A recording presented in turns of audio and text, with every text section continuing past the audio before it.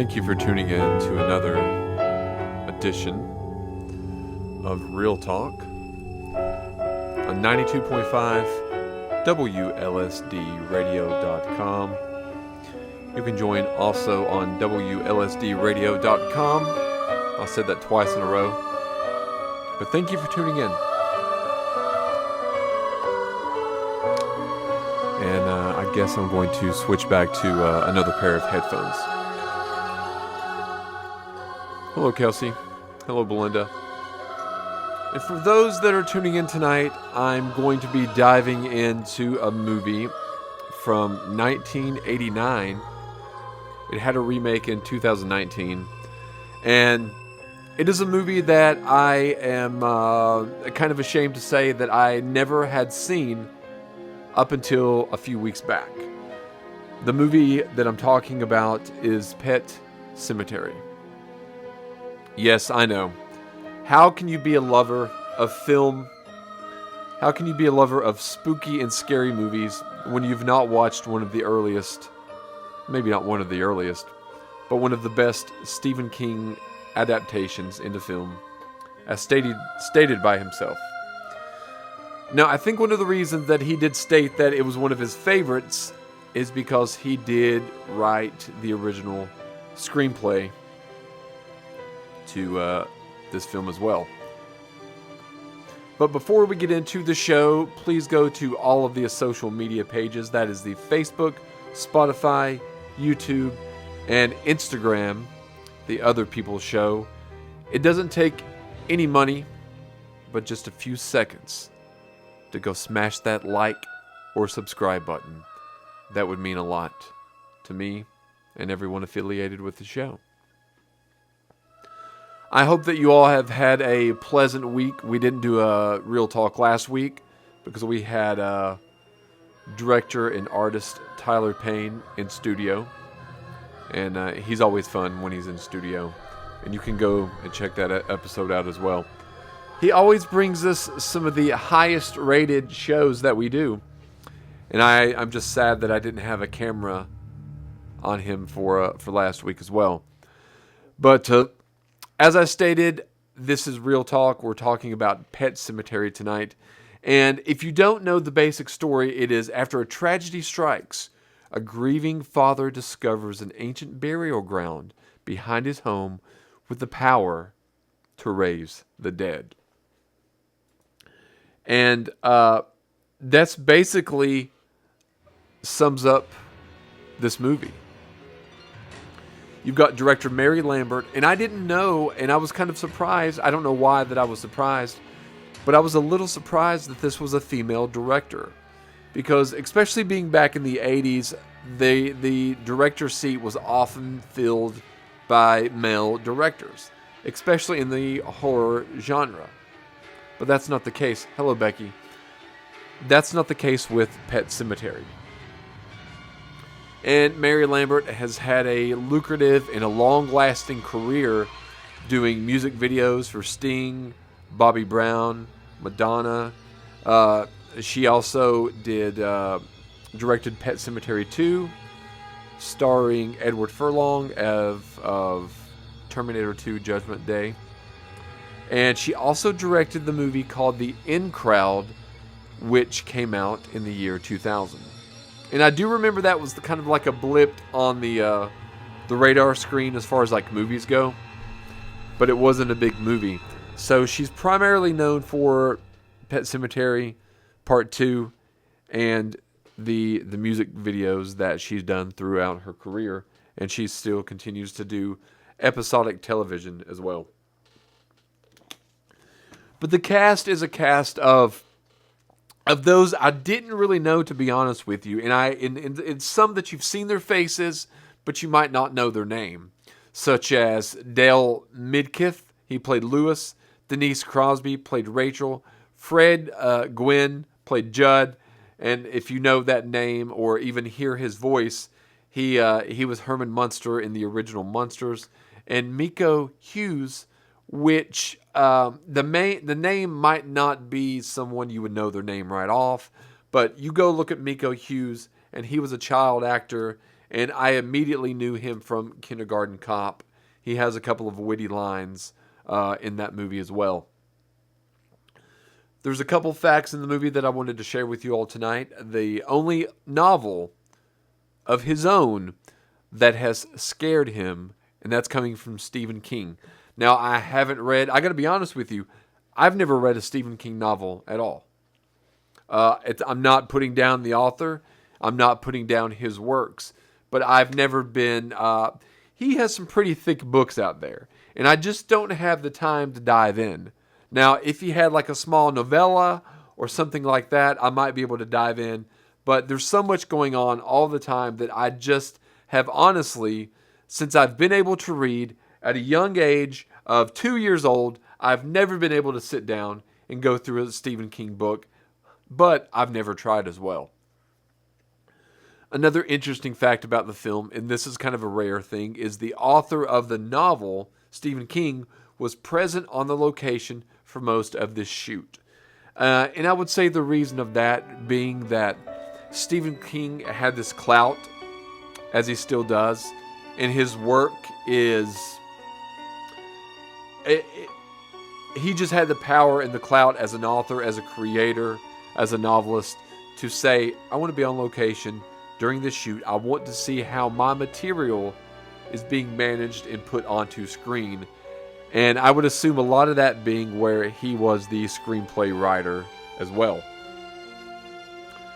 There was an original ending that was more sad and emotional, but the test audiences reacted sourly to it, so the studio stepped in and changed it.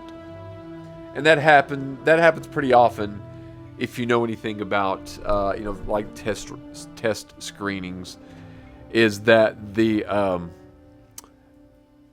sometimes you can have a movie one way. The test audiences go in and they react poorly because they have comment cards that they fill out, and they react poorly to it. Then sometimes the studio is like, okay, we're going to go back. We're going to reshoot certain parts because the audience didn't like this. And, I got to be honest. I was in the mall. I'm trying to remember which mall it was. But it was outside of the outskirts of DC, and I was in a mall, and they were doing a test screening of a movie called Femme Fatale. It had Rebecca Romaine Stamos and Antonio Banderas in the movie. But when I was asked to come to the film and then afterward fill out a comment card, they had different options. What do you think about this ending? What do you think about this title? And so forth and so on. And the title, when I watched the film, wasn't entitled Femme Fatale. It was entitled something else. I can't recall. But, during that screening process, it was changed. And that was something that happened with this movie as well. The original ending was deemed too depressing, too sad, too emotional. We don't want the audience to leave here on a bad note, so we're going to make it punch it up a little bit, and make it not as morose. And another interesting thing that I did not know before doing research on this episode was that Bruce Campbell was in the running to play. He was actually the first choice to play the lead role of Lewis. And if you know anything about Bruce Campbell, he's of the Evil Dead series, Briscoe County Jr. He plays the ring announcer in the Tobey Maguire Spider-Man. He's the voice when Darkman is saying "Help me" or something like that. So Bruce Campbell pops up in a lot of Sam Raimi films. This isn't a Sam Raimi film, but I did find that pretty interesting that Bruce Campbell was originally supposed to be the lead of this movie. And if you know Bruce Campbell, I think that he could have done a good job. But I think it was good that Dale Midkiff jumped in and took the role of Lewis. The movie was shot on a budget of $11.5 million, and that's 1989 money, so that's probably equivalent to about $40 million today, which was a good substantial amount, to be honest with you. $11.5 million. It made 57.4 million worldwide, and that's basically just in America. I could not find any totals of the gross worldwide. But if you just take that alone, the box office, the studios get a half, so half of pretty much 60 is 30. So they walked away with about $28 million profit. And considering the remake in 2019, double that, cost about $25 million and made about the same amount. The original is really, really well liked. It has a Rotten Tomatoes score of 56%, audience score of 60, and an IMDb score of 6.5%. Now, to get into a little bit of the plot of the movie, you've got the Creed family, Louis, Rachel, and their children, Ellie and Gage, and their pet cat, Church. Now, they're moving from, I think, a suburb of Chicago to like Ludlow, Maine, I think, after Louis accepts the job as a physician. Now, there's the neighbor played by Fred Gwynne, Judd, and he's like an older, neighborly, pretty much their only neighbor. And if you've seen the film, you know they live on a stretch of road that's very dangerous. There's constant coal trucks. Well, I don't know if it's coal trucks, but constant 18-wheelers just plowing down with speeds unfathomable, with no rails, no fences, or nothing. So immediately right away, you know something's going to happen.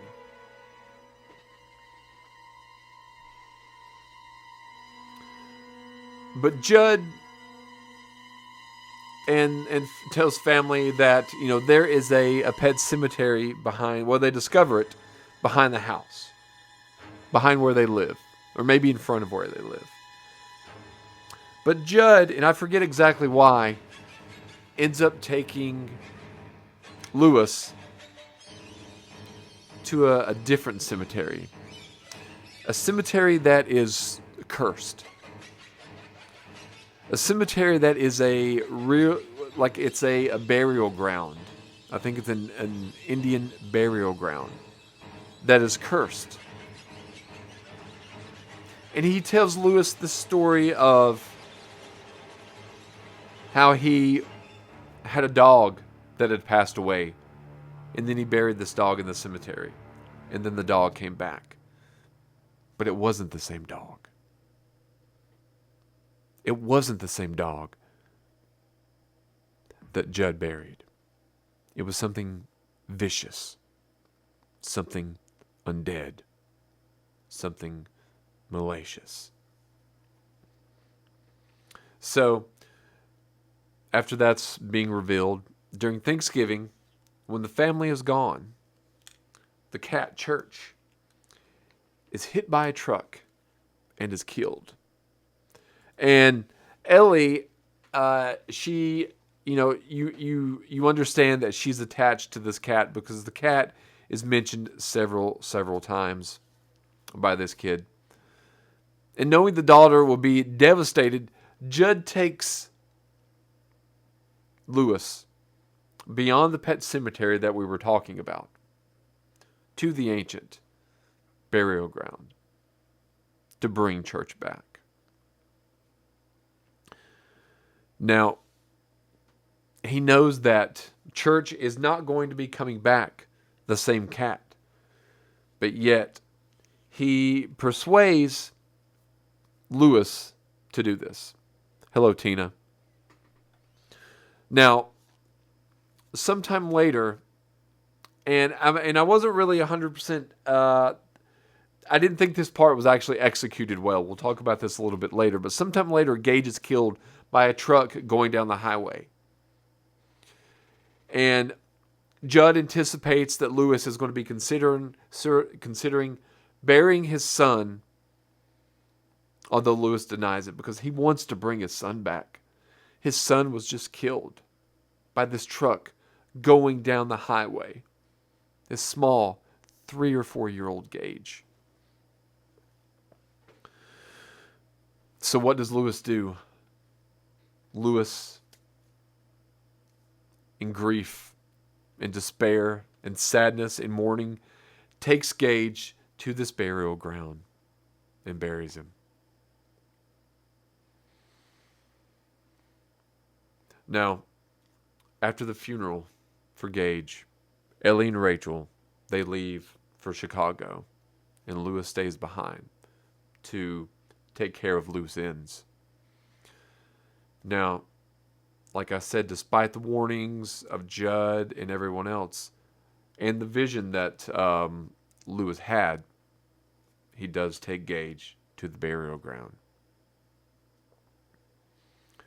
That night, reanimated, Gage returns home and steals a scalpel from his father's bag, because if you remember, his father's a doctor.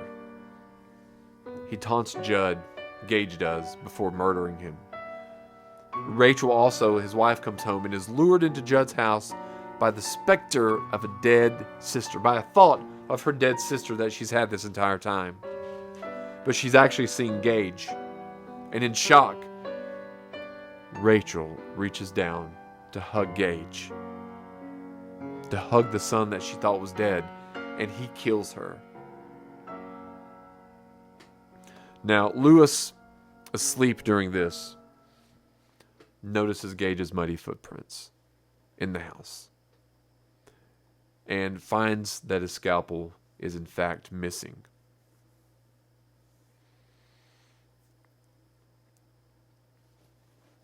Encountering church,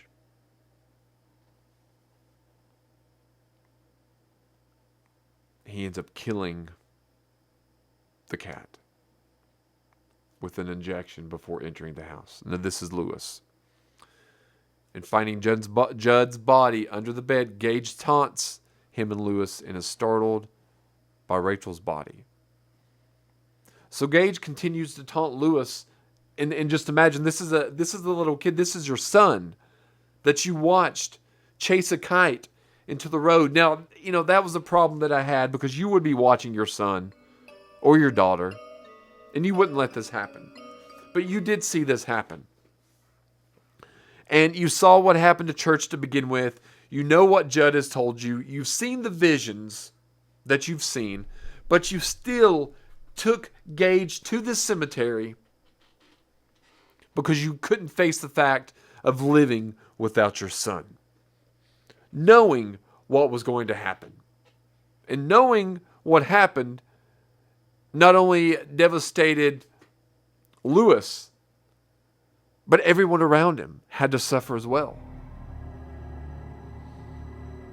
Now, after this battle, Lewis overpowers Gage and injects him with morphine that's in a syringe. And then Lewis, he's going mad. He's going insane. What's going on here? He's losing control and losing a grip from reality. So he sets Judd's house on fire to burn, and Rachel's body to burn.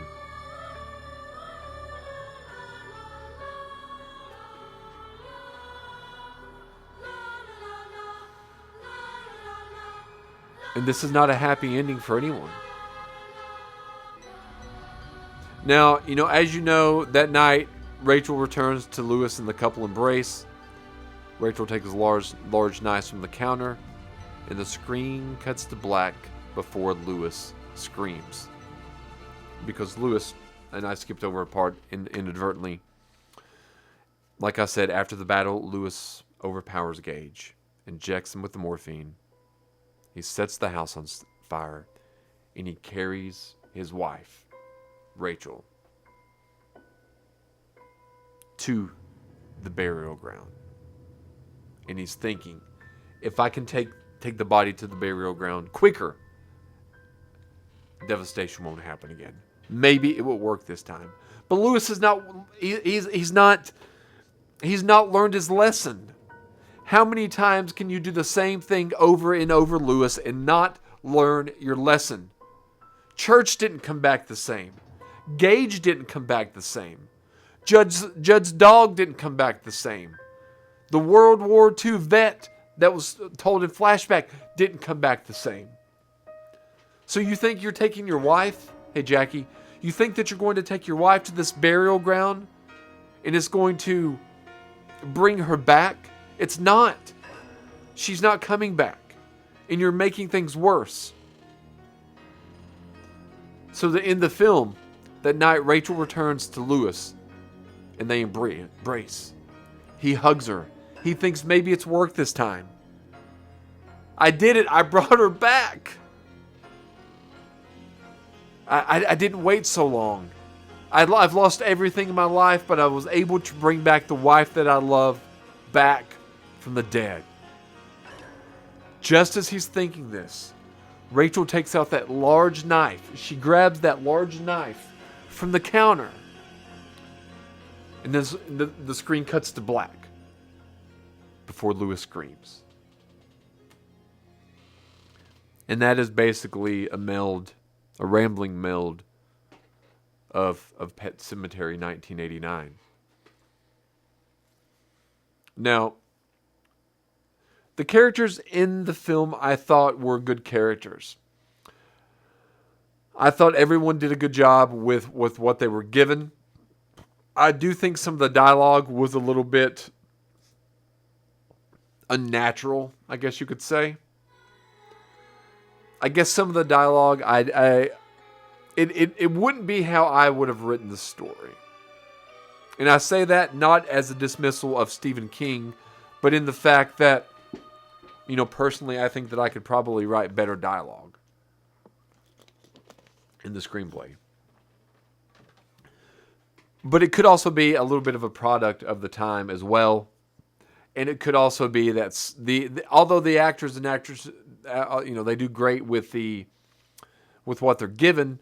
I do think the daughter. I do think that she was miscast. Her name was Blaise Berdal, and no knock on her. She was a young actress, but I didn't. She came off too needy and crying and whiny about church. And I'm not sure about the novel because I can't compare the novel to the actual movie. But I do think that a few of the things were foreshadowed a little too much. The trucks constantly driving down the road in between Judd and Lewis and Rachel's house is unfathomable. That's not going to happen. And also, if that was going to, especially after the cat got killed, after Church was killed. That being said, afterwards, you're not going to pay attention when your young son is chasing a kite toward the road. And then in addition to that, you're going to continue to make these mistakes again and again and again. That is insanity. And that's coming from someone insane. Huh. But there were a few plot things that I think could be cleaned up a little bit. But I do like the build up to the movie. I do think that each scene builds upon the other scene. And there's like a frightening scene of Rachel when she's thinking back about her sister starving away in her bed, not being able to eat, not being able to get up and do anything. And it's a very frightful image. Although the image isn't true to whatever was actually wrong with her. That wouldn't be really what you would look like in real life. It is a visual image that sticks with you. And it's sticking with me now as I'm thinking about that scene. And it also adds a little depth to some of these characters. Because you've got Lewis, he's lost someone in surgery. You've got Rachel dealing with the past. Hey, Stephanie. Dealing with the past with her sister. And then you've got Judd, dealing, he's an older man. He's got a couple of stories that he's told from the past. So there's a build up of great characters. And it's not just these flat one-note characters because they all are dealing with real-life problems that people deal with. They're moving to this small town to get away from the death of one of the previous patients, I guess you could say. So there is some depth and there is some gravitas to what's going on. Do I have a favorite scene per se? I thought the scenes with Gage were pretty intriguing. Him coming back from the dead and being a murderous kid. I thought that was very well done. I thought the look, the sweet sweet look of the kid juxtaposed with the brutality of what he's going to do. And it was just the build-up of the movie itself. I thought they did a good job of that as well. The score and the music, we'll listen to that to just a little bit.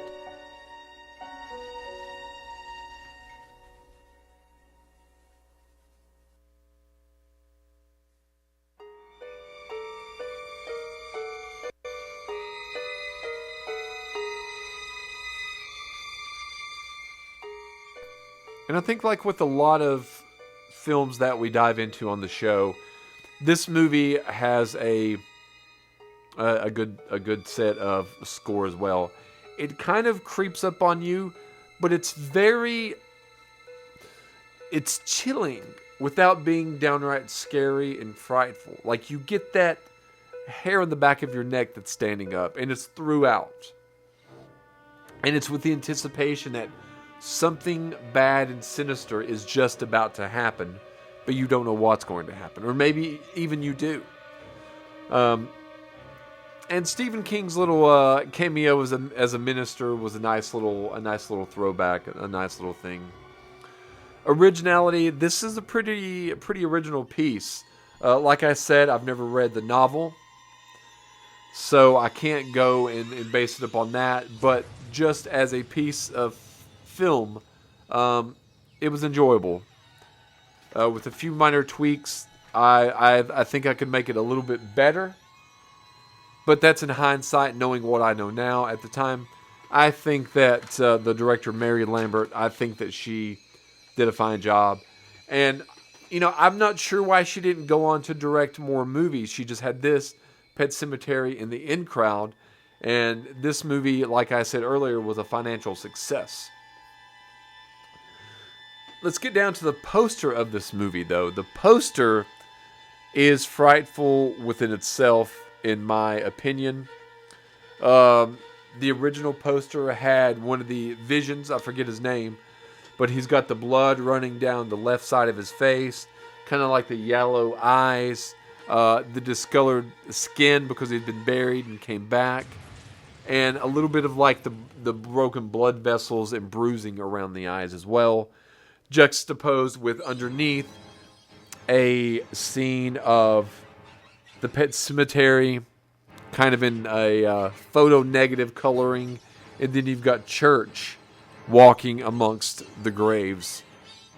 Sometimes dead is better. Stephen King's Pet Sematary. And one of the reasons that I never did really dive in and watch this movie as a kid is because that poster often scared me. Hello, Brooke. Whenever I would go into, video stores and stuff, a lot would have that poster up, or I would see the cover of the VHS or DVD cover, and I just would be scared. I was a scared little kid, so therefore I didn't watch a lot of these horror movies until later in life. And this was one of those. And also when I would see the trailer for this, I would see the cat hiss, that cat Church hiss, and then, hey Chris, and then I would see, a lot of quick scenes from the movie, which in the movie they're not as scary as I think they are in the trailer. But, that kept me from watching a lot of these type films growing up. And one of the first horror movies that I actually remember going to the movie theater and seeing was the horror movie Scream. To be honest with you, that was one of the first ones that I remember actually going and seeing. And there it is. So I would say if you haven't seen Pet Sematary, then you should go watch it. I've not watched the remake, so I can't judge by anything other than what the IMDb score is. or the box office. However, I will say I wouldn't mind giving this another watch, and just to see if I missed anything. And if you've not seen this in a long time, give it another watch. I think it's on HBO Max right now, so you could do that. And here's a little key also for those listening and watching. If you go in to cancel your HBO Max or your Hulu, and I'm sure it's with other streaming things as well, they'll give you an offer for a lower price. So I went from paying like $7.99 for HBO Max to paying $3.99. So saved you a couple of bucks. Hulu does the same thing, although I don't have Hulu now. But yeah, check it out, revisit. It is a decent watch, and I'm glad that I watched it. Next week, I'm not sure what we're going to be diving into. I thought about Trap, watched that last week. I think enough time between when it's come out and now could be the opportunity to do that. Also, Alien Romulus came out last weekend.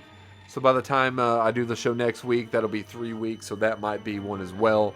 If you all have a movie that you would like to suggest, please write in the comments below. And thank you for tuning in. I'm going to be back in just a few moments with the Other People's Show. And thank you for tuning in. As always, please go to all of our social media, the Facebook, the Spotify, the YouTube, and the Instagram, the Other People's Show. Please like and subscribe. And we will be back in just a moment.